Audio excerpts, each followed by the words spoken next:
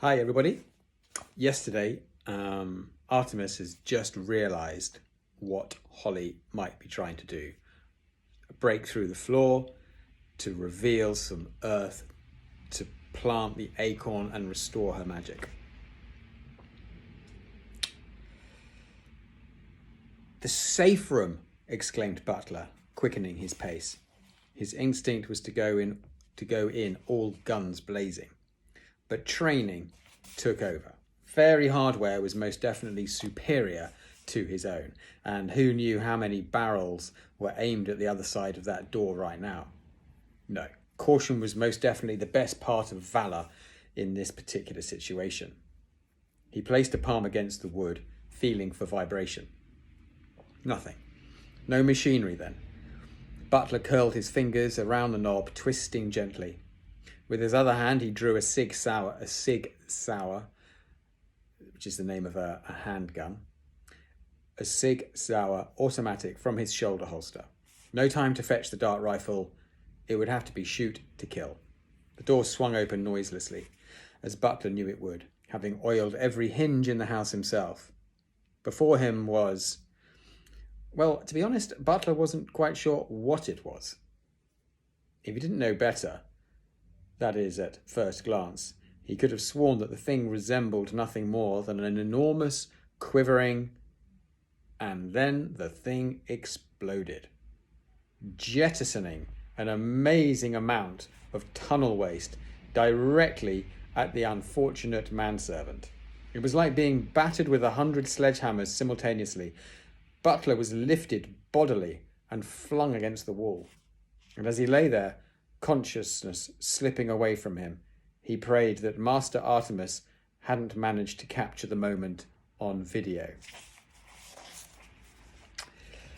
So, yeah. Holly was weakening. The bed frame was nearly twice her body weight, and the ridges were tearing cruel welts in her palms. But she couldn't stop now, not when she was so close. She slammed the post into the concrete again. A cloud of grey dust spiralled around her legs. Any second now, Fowl would tumble to her plan, meaning would realise what she's doing, and she'd get the hypodermic treatment again. But until then, she gritted her teeth against the pain, heaving the bed frame to knee height, and then she saw it, a sliver of brown among the grey. Could it be true? Pain forgotten, Captain Short dropped the bed, sinking quickly to her knees.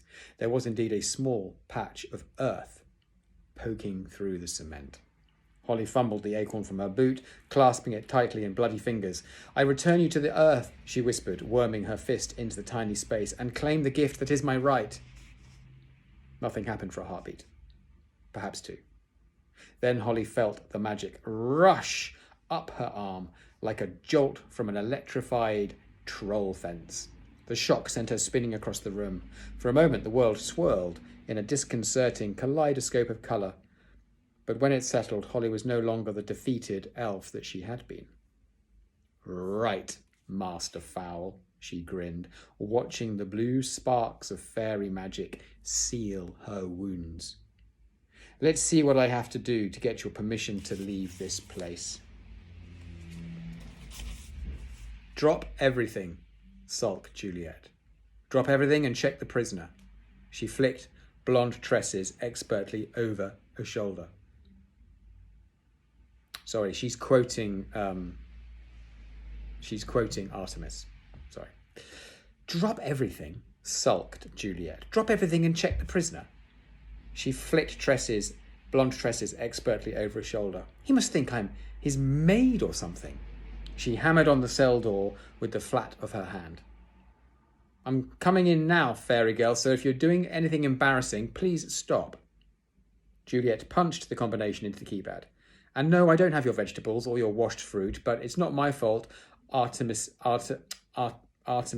insisted I come right down."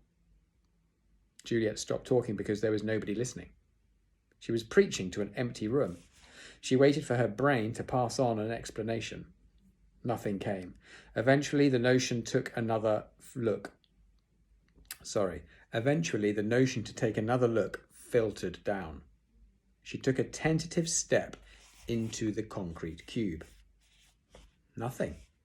Only a slight shimmering in the shadows, like a mist. It was probably these stupid glasses. How are you supposed to see anything wearing mirrored sunglasses underground? And they were so 90s. They weren't even retro yet. Juliet glanced guiltily at the monitor. Just a quick peek, what harm could it do? She whipped up the frames, sending her eyeballs spinning around the room. In that instant, a figure materialized before her. Just stepped out of the air. It was Holly. She was smiling. "Oh, it's you. How did you..." The fairy interrupted with a wave of her hand. "Why don't you take off those glasses, Juliet? They really don't suit you." She's right, thought Juliet. And what a lovely voice, like a choir, all on its own. How could you argue with a voice like that? Sure, caveman glasses off. Cool voice, by the way. Do, re, mi and all that. Holly decided not to try deciphering Juliet's comments. It was hard enough when the girl was in full control of her brain. Now, a simple question. No problem. What a great idea. How many people in the house? Asked Holly. Juliet thought. 1 and 1 and 1. And another one. No, Mrs. Fowle wasn't there. 3, she said finally. Me and Butler, and of course Artemis. Mrs. Fowle was here, but she went bye-bye. Then she went bye-bye. Juliet giggled. She had made a joke, a good one too. Holly drew a breath to ask for clarification, then thought better of it. A mistake, as it turned out. Has anyone else been here? Anyone like me? Juliet chewed her lip. There was one little man in a uniform like yours. Not cute, though, not one bit. Just shouted and smoked a smelly cigar. Terrible complexion. He was red as a tomato. Holly almost smiled. Root had come himself. No doubt the negotiations had been disastrous. No one else? Not that I know of. If you see that man again, tell him to lay off the red meat. He's just a coronary waiting to happen. A coronary means a heart attack because he's eating too much red meat. Holly swallowed a grin. Juliet was the only human she knew who was probably more lucid under the mesmer. So Holly is now using her magic, and she's sort of entranced Juliet. So Juliet has to answer all the questions that she's being asked. Okay, I'll tell him. Now, Juliet, I want you to stay in my room, and no matter what you hear, don't come out. Juliet frowned. This room? It's so boring. No TV or anything. Can't I go up to the lounge? No, you have to stay here. Anyway, they've just installed a wall television, cinema size. Wrestling. 24 hours a day. Juliet almost fainted with pleasure. She ran into the cell, gasping as her imagination supplied the pictures. Holly shook her head. Well, she thought, at least one of us is happy. Mulch gave his rear end a shake to dislodge any clumps of earth. If only his mother could see him now, spraying mud on the mud people. That was irony. Well, something like it. Mulch had never been big on grammar in school. That or poetry. He'd never seen the point.